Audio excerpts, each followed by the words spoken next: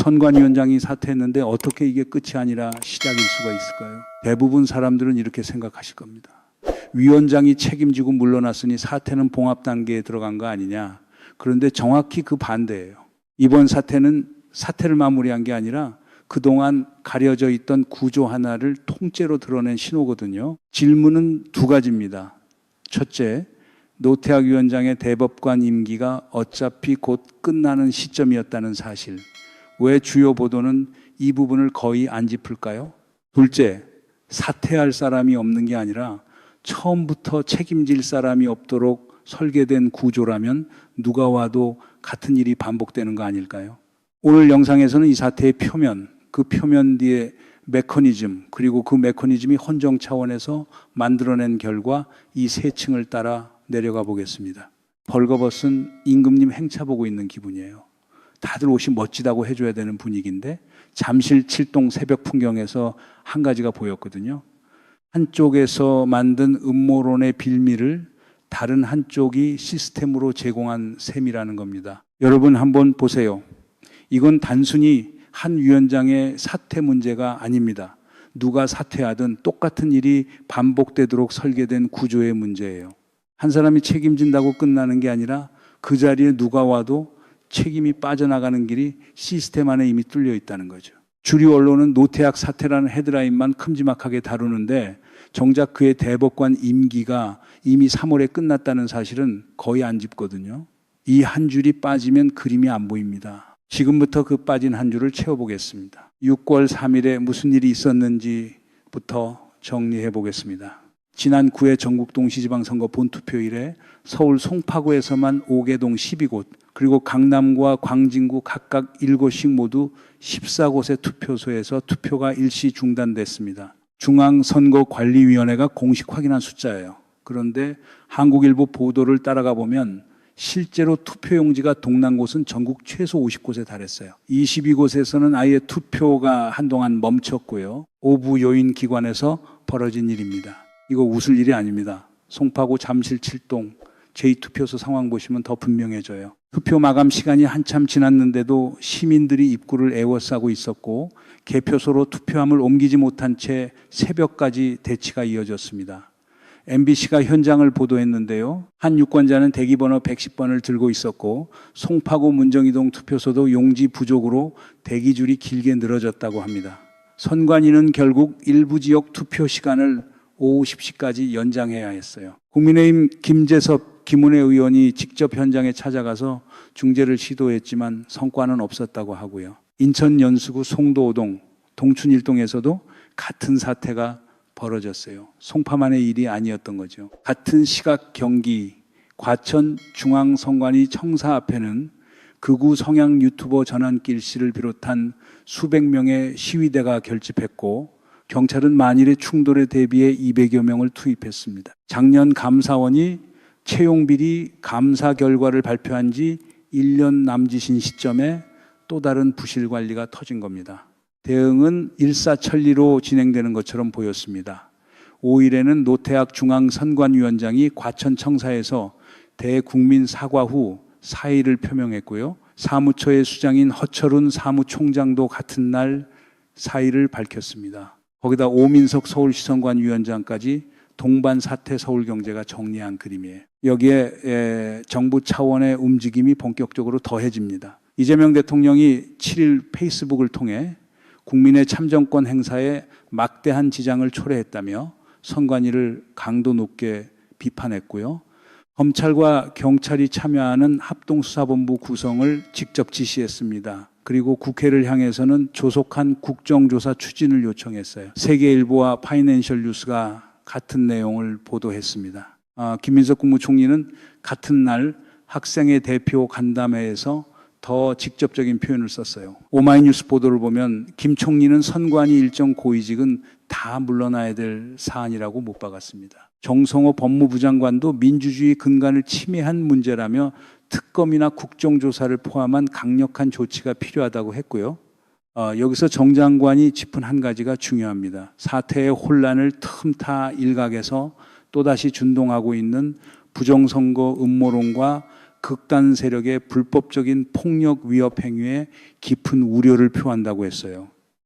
선관위 부실 관리 책임 추궁과 그 부실을 이용해 헌정 질서를 흔들려는 음모론 네트워크, 이 두 가지를 분명히 분리해서 다뤄야 한다는 정부 신호입니다. 여기까지 보면 모든 게 굴러가는 것처럼 느껴지죠. 위원장이 사퇴했고 사무총장도 사에 표명했고 대통령은 합수본 구성을 지시했고 국회는 8일 국정조사 요구서를 제출한다고 합니다.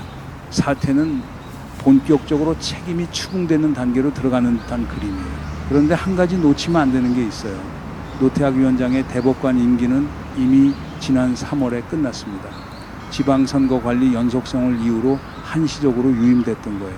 그러니까 이번 사태는 한국일보가 정확히 짚었듯이 어차피 곧 자리를 비울 사람이 명목상 책임을 진 모양새인 셈입니다. 본인의 의지로 자리를 던진 게 아니라 흐름상 비울 자리에서 이름표만 먼저 떼낸 거죠. 사과 횟수를 보면 그림이 더 분명해집니다. 노 위원장의 공식 사과는 이번이 4번째예요. 뉴시스 정리에 따르면 2022년 10월 소쿠리 투표 사태, 2023년 5월 자녀 특혜 채용 의혹, 작년 3월 추가 채용 비리 적발, 그리고 이번 2026년 6월 투표 용지 부족 사태, 4년 안에 4번입니다. 거기다 노태학 위원장 본인이 어떻게 그 자리에 앉게 됐는지를 보면 패턴이 더 도드라지거든요. 2022년 5월 소쿠리 투표 논란으로 노 정의전 위원장이 사퇴하면서 노 위원장이 그 자리를 이어받았습니다. 사퇴한 위원장의 자리에 들어와서 4년 뒤에 다시 부실관리 사태로 본인이 사퇴하는 거예요. 사퇴, 신임 사과, 사회, 다시 사퇴. 이 사이클이 반복된다는 게 핵심입니다.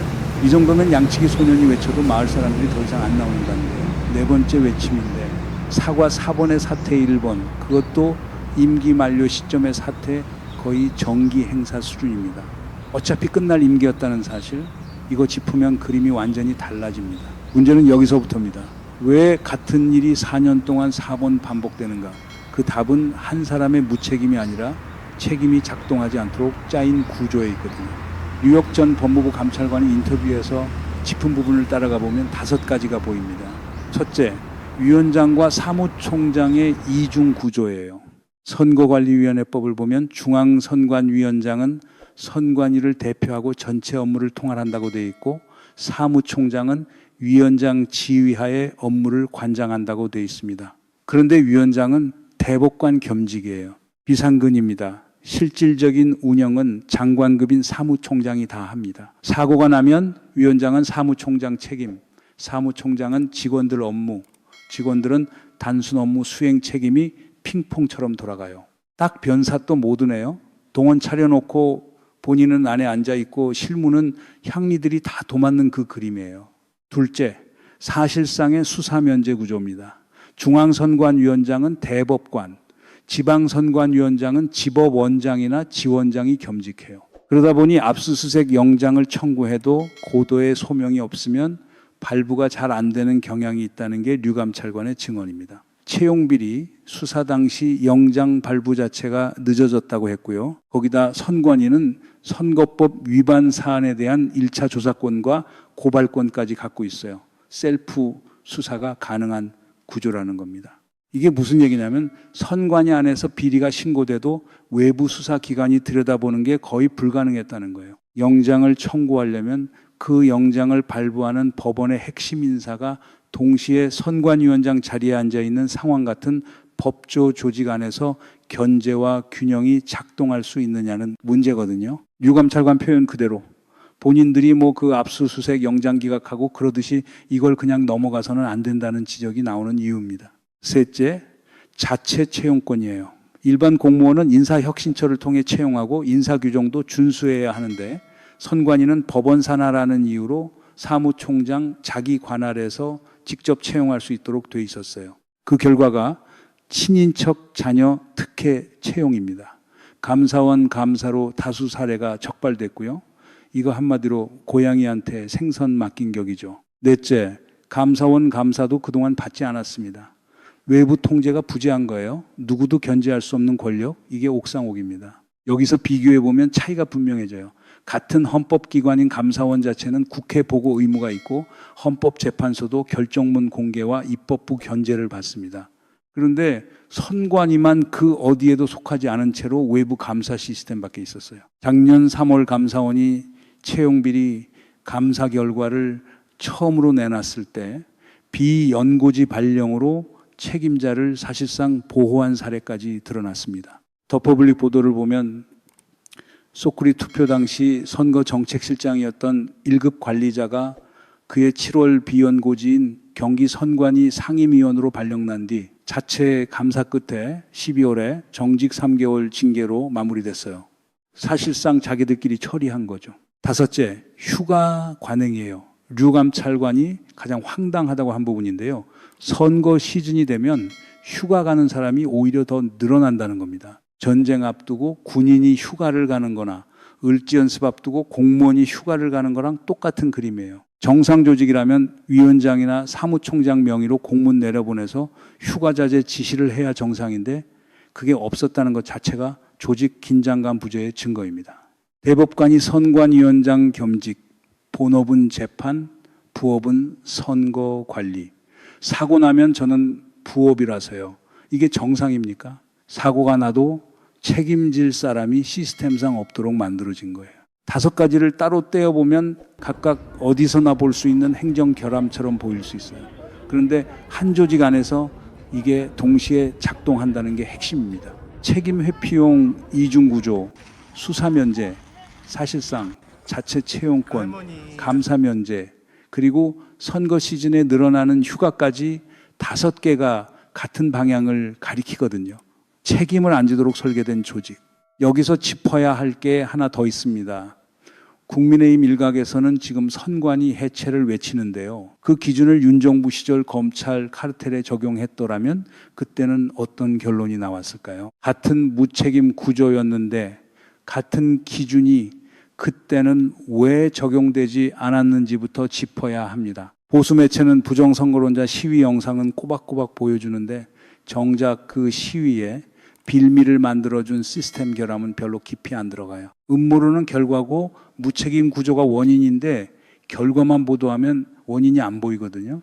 4번의 사과, 임기 만료 시점의 사퇴, 책임 회피 핑퐁, 영장 안 나오는 구조, 자체 채용권, 감사 면제 이걸 다 합쳐놓고 보면 한 가지가 보이거든요. 이건 실패가 아니라 책임이 사라지도록 짠 설계예요. 한 사람이 사퇴해도 그림이 안 바뀌는 이유가 여기 있습니다. 류혁 전 감찰관이 인터뷰에서 쓴 표현이 있어요. 본인들이 선관위원장으로서 권한이나 지위를 내세울 때는 법원 관할이라고 하다가 정작 이런 일이 생겼을 때는 책임을 안 지는 이게 윤석열스러운 모습 아니냐는 겁니다. 윤석열스러운 모습. 이 표현이 핵심을 짚어요. 권한은 우리 것이고 책임은 누가 그랬는지 모르고 12.3 비상계엄 사태 이후에도 검찰과 사법부 일부에서 똑같은 패턴이 반복됐거든요. 권한 행사할 때는 적극적으로 나서고 결과에 대한 책임은 시스템 안으로 흘려보내는 화법. 비상계엄을 직접 선포한 사람도 그 명령을 집행한 라인도 그 라인을 정당화한 법조 카르텔도 각자 자기 자리에서 본인은 권한 행사만 했다고 합니다. 책임은 다른 누군가가 져야 한다는 거예요. 권한과 책임의 분리.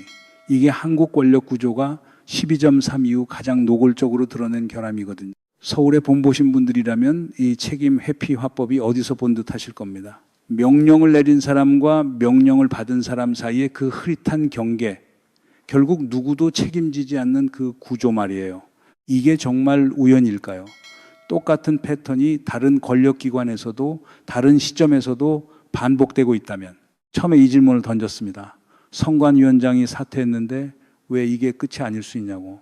지금 이 시점에서 보이는 건 질문 자체가 약했던 거예요. 진짜 질문은 그 사태가 무엇을 바꿀 수 있는가 아니라 그 자리에 누가 와도 같은 일이 반복되지 않으려면 무엇이 부서져야 하는가입니다. 이번 사태의 진짜 무게는 여기 있어요. 루 감찰관이 인터뷰에서 짚었듯이 말도 안 되는 부정선거론자들에게 빌미를 제공한 겁니다. 12.3 비상계엄 사태와 같은 헌정질서 흔들기 시도가 이번 선관위 실패를 무기 삼아 다시 고개를 들고 있어요. 잠실 출동 새벽 대치는 단순한 항의가 아닙니다. 헌정 위협 시나리오의 한 장면이에요. 법적 대응 트랙은 4개가 동시에 움직이고 있습니다. 첫째, 재선거 요구. 공직선거법은 천재지변 등 부득이한 사유로만 재투표를 허용하는데 선관위는 이번 사태가 여기 해당 안 된다는 입장입니다. 일각에서는 2021년 독일 베를린 사례를 반례로 들고 있고요. MBC 보도입니다. 둘째, 헌법재판소 헌법소원이 이미 접수됐습니다. 선관위가 투표용지를 부족하게 준비한 것은 선거권을 침해한 것이라는 취지입니다. 투표지 관련 장부와 기록을 이동반출 폐기하지 못하도록 금지해달라는 가처분도 예고된 상태고요. 증거 보전이 핵심이라는 거예요. 셋째, 선거소송과 당선소송 선거일로부터 2주 안에 관할 선관위에 소청하고 받아들여지지 않으면 법원으로 가는 절차입니다. 다만 투표용지 부족 사태가 실제 선거 결과에 영향을 미쳤다는 점을 먼저 입증해야 한다는 게 법조계의 시각이에요. 넷째, 유권자 개인의 국가배상 청구, 파이낸셜 뉴스가 정리한 경로예요. 실제 투표 의사가 있었으나 용지 부족으로 뜻을 이루지 못한 유권자 수를 특정하기 쉽지 않다는 게 난점입니다. 이재명 정부의 대응도 짚어보면 합수본 구성 지시는 강제 수사를 의미합니다. 단순 행정조사가 아니라 검찰과 경찰의 공식 수사권이 동시에 발동되는 거예요. 이재명 대통령이 7일 페이스북에 직접 쓴 표현이 있습니다. 중앙선관위원장이 국가 오부 요인으로 규정된 이유는 선관위가 행정부, 입법부, 사법부와 마찬가지로 그에 상응하는 권한과 의무, 책임을 지닌 독립기관이기 때문이라는 거예요. 그러면서 국민의 신뢰를 잃은 독립기관은 존재의 의미가 없다고 못 박았습니다. 세계일보 보도입니다. 한병도 더불어민주당 원내대표는 7일 긴급 기자 간담회에서 더 직접적으로 짚었어요. 문화일보 보도를 보면 한 원내대표는 선관위의 환부를 도려내야 한다는 표현까지 썼습니다. 8일 국정조사 요구서를 제출하고 9명의 국조특위가 가동되는데 전반기 행정안전위원회 간사를 지낸 윤건영 의원을 비롯해 이해식, 김성회, 모경종, 임미애, 양부남, 이상식, 이광희, 최현일 의원까지 9명이 위원으로 구성됩니다. 거기에 선거제도 개혁 TF가 따로 설치되고 공직선거법과 선관위법 전면 재검토에 들어갑니다. 한 원내대표는 개헌까지도 검토 대상에 올렸어요. 선관위 전면적 재구성까지 고민 중이라고 했습니다. 재선거 가능 여부에 대해서는 한 원내대표가 한 가지 분명한 선을 그었습니다. 재선거 판단 주체는 법원이라는 거예요. 시위는 국민 의사표시로 공감하기에 국정조사를 추진하는 거지 재선거 결정 자체는 정치권이 결정하는 게 아니라는 거죠. 김민석 국무총리도 같은 날 학생회 간담회에서 일각의 재선거 요구에 대해 신중한 입장을 밝혔습니다. 부정선거가 아닌 이상이라는 단서를 달았어요. 음모론과 합법적 비판을 구분해서 다뤄야 한다는 신호입니다. 잠깐만요. 이거 짚고 넘어가야 합니다. 비슷한 시점에 선관위 해체 메시지가 합법적인 비판이든 음모론 진영이든 동시에 여러 곳에서 나오고 있어요.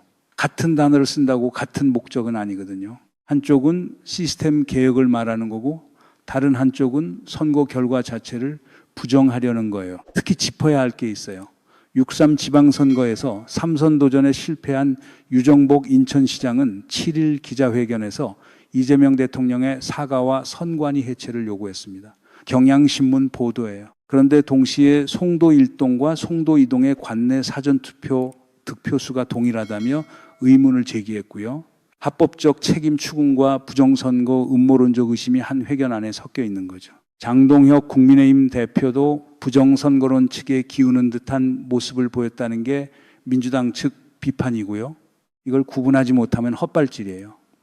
헌정 질서를 흔들려는 시도에 시스템이 무기까지 쥐어준 셈인데 그 무기를 누가 어떻게 쓰려는지 봐야 합니다. 여러분이 뭔가 이 사태 봉합하는 방식이 이상하다고 느꼈던 그 감각, 그게 정확했던 겁니다. 사태 한 번으로 끝낼 수 없는 이유가 시스템 안에 밝혀 있거든요. 정리해보면 이렇습니다. 노태악 사태는 임기 만료 시점의 명목상 사태, 사무총장 사태는 그 사람 한 명, 4번의 사과는 책임지지 않을 수 있도록 짜인 구조의 증거. 노정희 전임 위원장도 똑같이 사퇴로 마무리됐고 그 자리에서 4년이 지나 다시 같은 그림이 반복됐다는 것. 결국 책임은 또 말단 직원 누군가에게 돌아갈 가능성이 크다류 감찰관이 인터뷰에서 그렇게 짚었어요.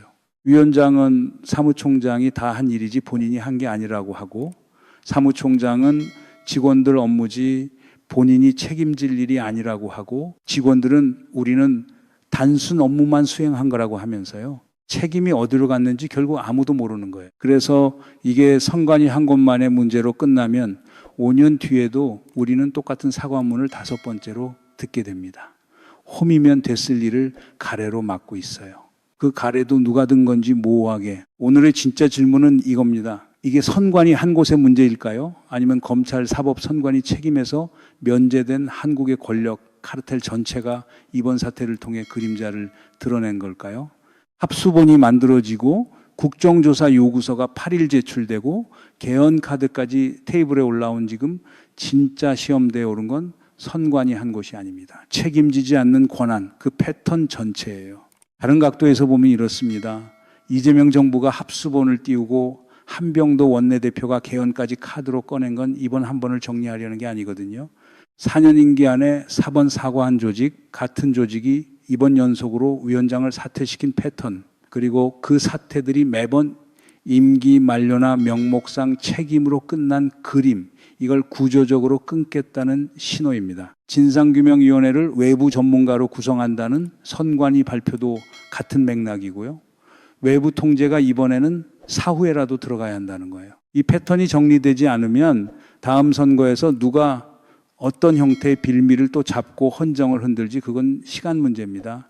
12.3은 한 번으로 끝난 사건이 아니에요. 그 잔재가 시스템 결함을 만나면 언제든 다시 머리를 들 수 있거든요.